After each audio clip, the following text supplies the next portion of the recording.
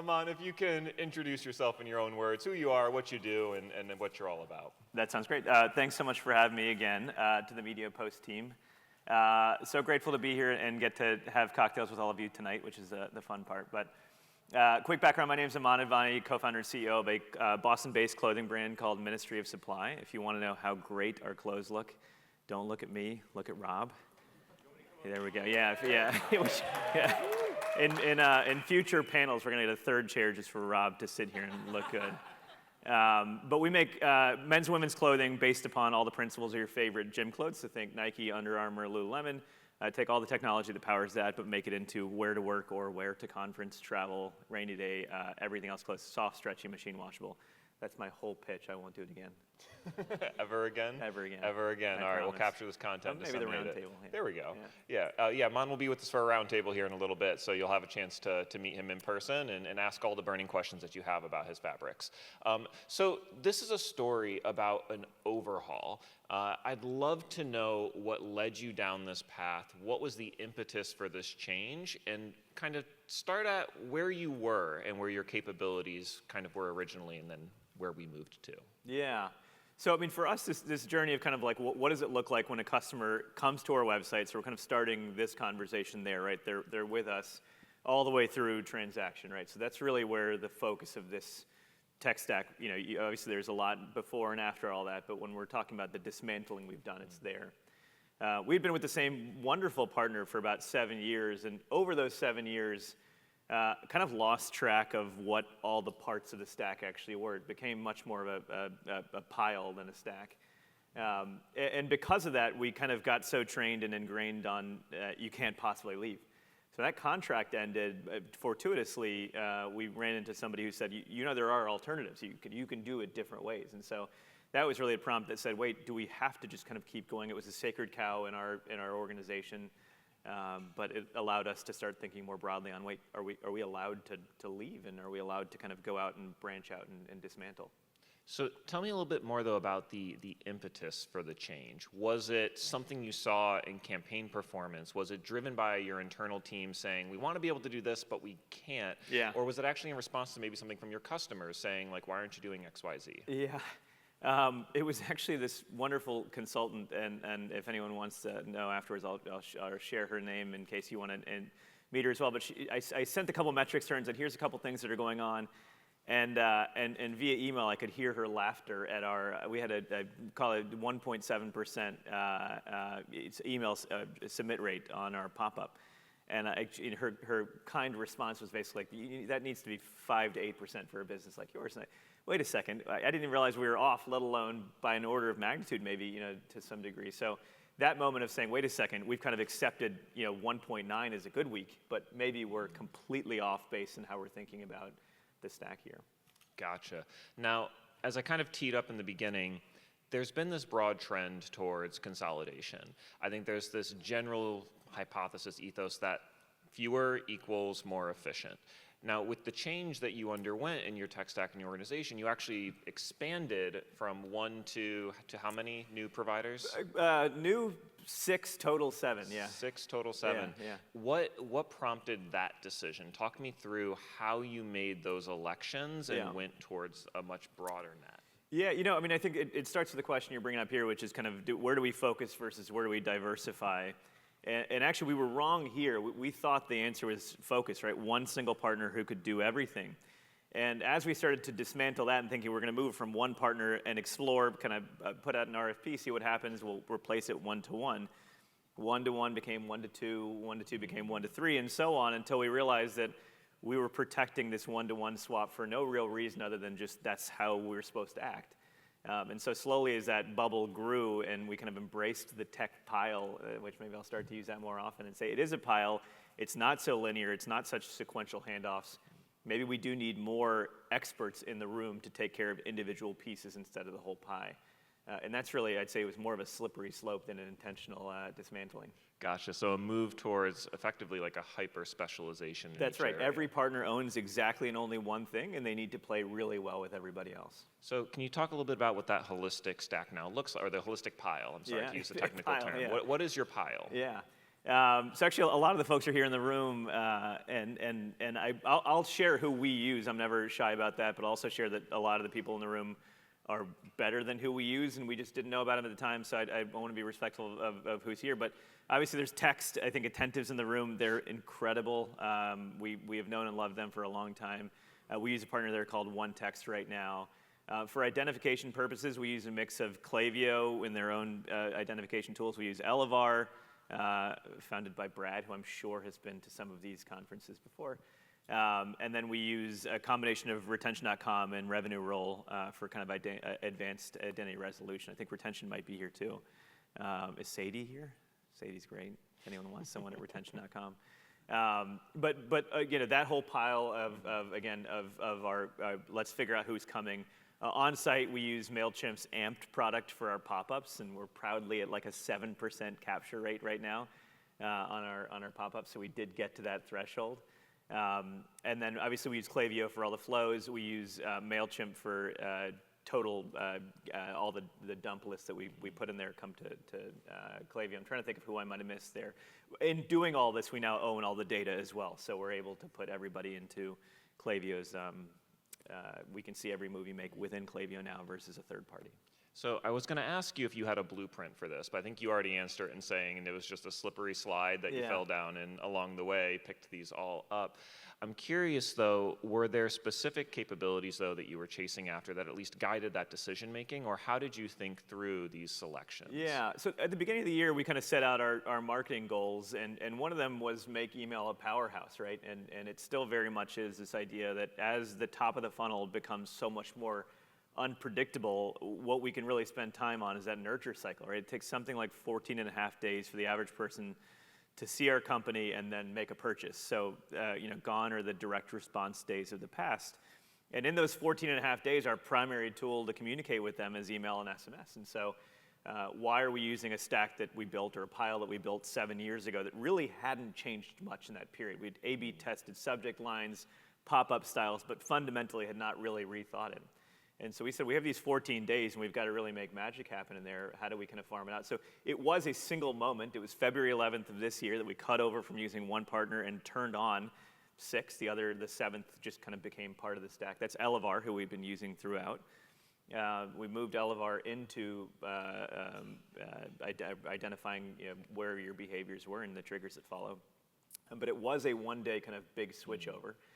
It was just more a matter of finding those 6 or 7 partners before the switchover and then making them happen at once. Yeah. Now, as I understand it, you don't have a team of like 100 CRM engineers deep in the weeds every single day, unless you do, and you just haven't told me. It's a couple hundred. Yeah, gotcha.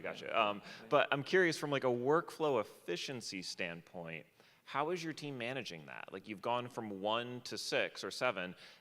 Talk about the economies there, or at least like has that trade-off been worth it now that they're working until 3 a.m. managing 6 different vendors?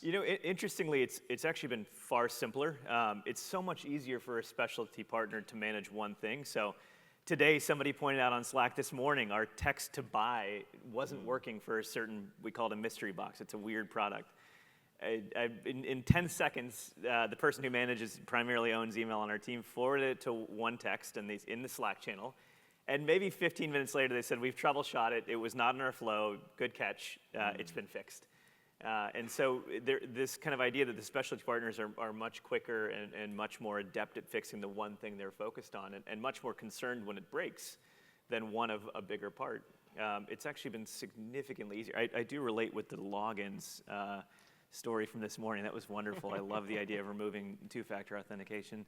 But that's probably the biggest issue is the logging in time. But beyond that, I'd say our email team, a nimble team of very few, is actually far less stressed out, I would say, than they were before. Well, the good news is I know at least 2 people here that are login experts that can help you with the reconciling of all of these different, because you're not supposed to reuse passwords is the other thing too. I only use one, Just one, okay. And you do combination uppercase, lowercase? The good practices, that's right. Good. That's important.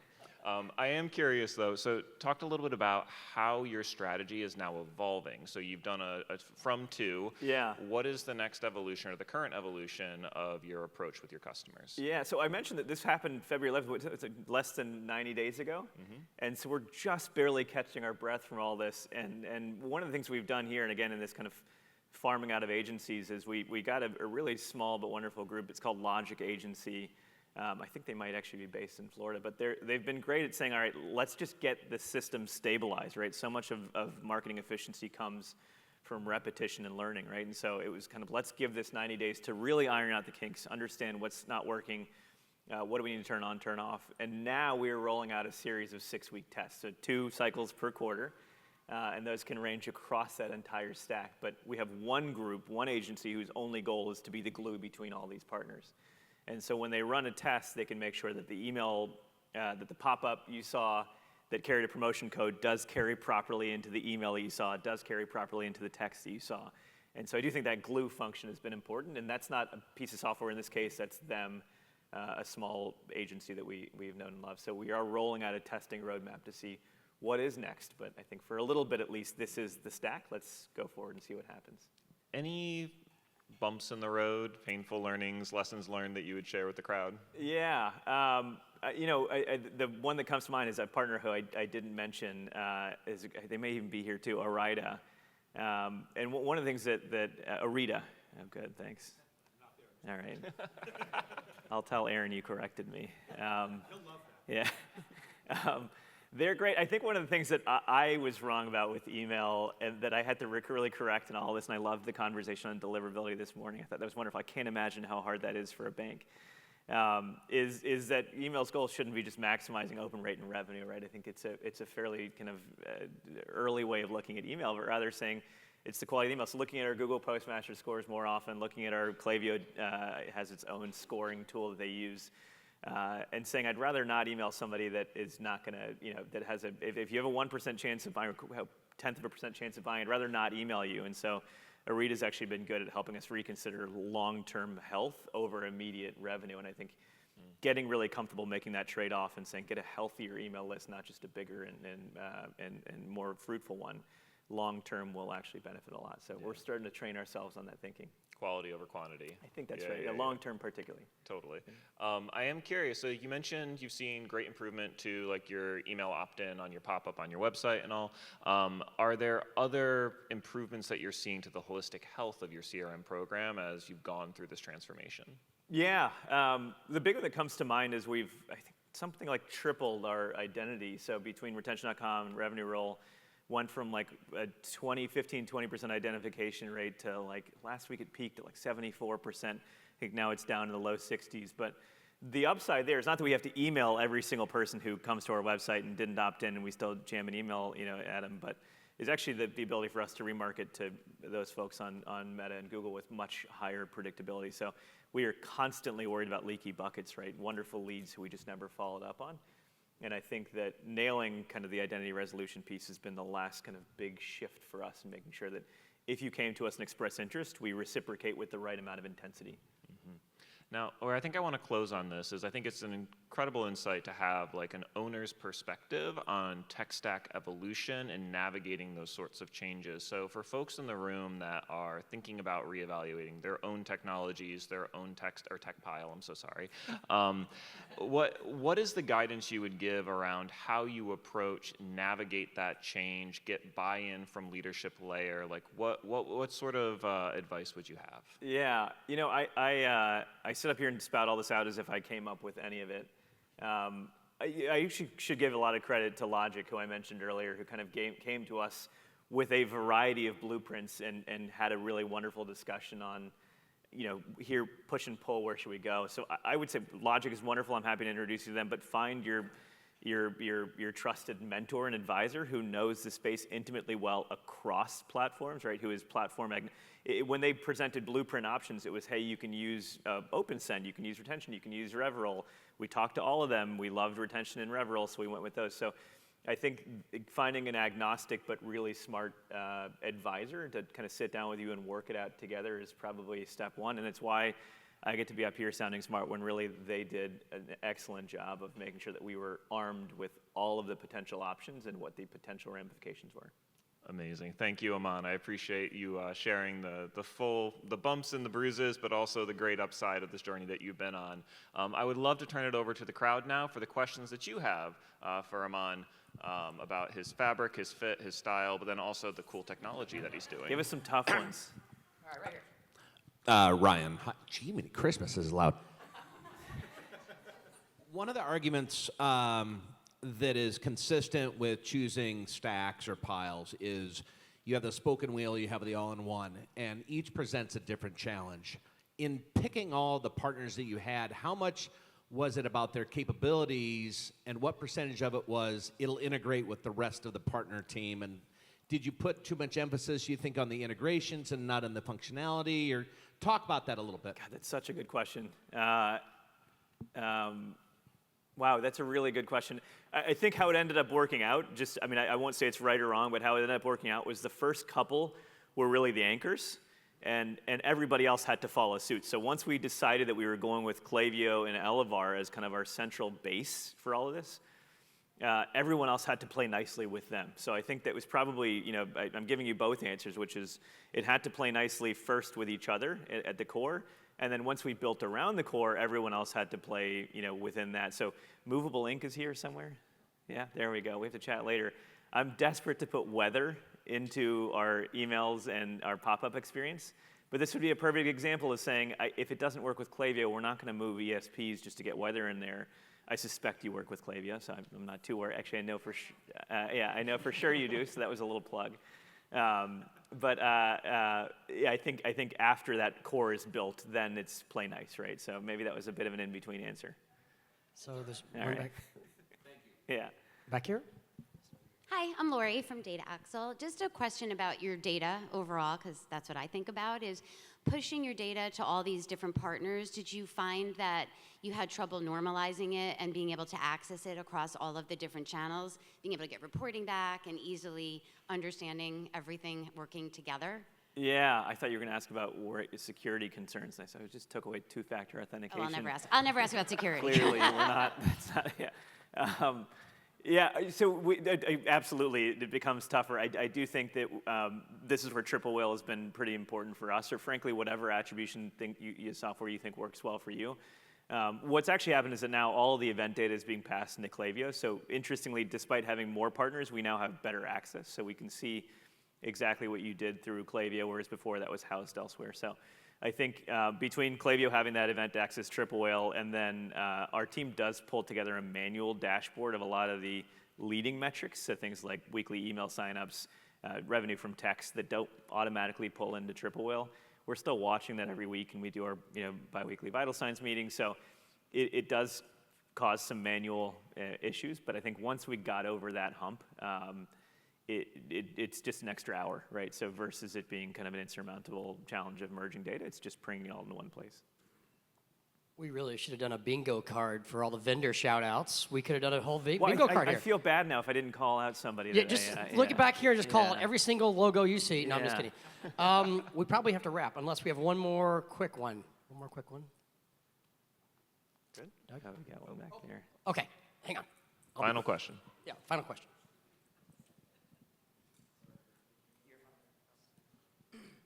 Hey, so you mentioned the Chris Dorsey from Zeta Global. You mentioned the importance of having a good relationship with the agency, and obviously having that kind of collaborative relationship.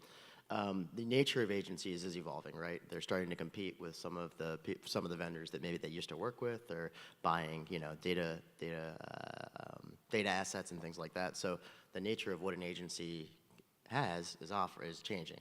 How do you balance that reliance on the agency to guide and direct what you need versus making the independent analysis of what may be helpful to you, but what may also maybe encroach on their turf or something like that, in that kind of view. So just wondering how you balance that view of them as your kind of director into new places versus doing that own independent homework.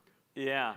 If I understand correctly, you're talking about agencies that often have their own products. Is that a fair? Okay. Well, now I can't name anybody because I'm feeling guilty about it. You can do whatever you want, Aman. You're the man. And just a big disclaimer on this whole thing. I don't know what's right here. This is just our story. Fortunately, actually, interestingly, our from state was both a service provider and a software provider, and that became really tough because naturally, the service element was always recommending the software element. Now that we've totally split that out, I came back and I said, hey, I'm really torn between these two partners.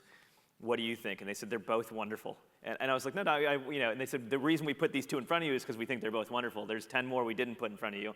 So our perspective is already on the table. Now it's up to you to go and kind of follow your gut and see which works. And then, of course, we'll test, iterate, and find out.